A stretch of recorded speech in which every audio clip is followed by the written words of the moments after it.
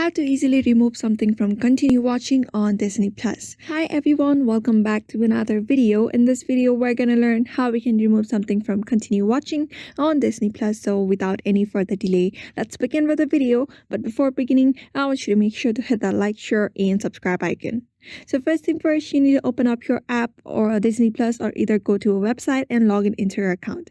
And then you just need to follow some steps in order to remove continue from watching on Disney Plus. So let's begin. So as I said, first of all, you need to open the Disney Plus app or disneyplus.com, browse disneyplus.com on any of your browser. You may just open up the app or browser in any of your devices, either your laptop or your phone. After that, navigate to the watch list and then select the title that you want to remove. And then you just need to select the tick icon on the title's main page. You can also delete a movie or show from your watch list by opening the Disney Plus app or disneyplus.com. After that, navigate to your watch list and select the title that you want to delete.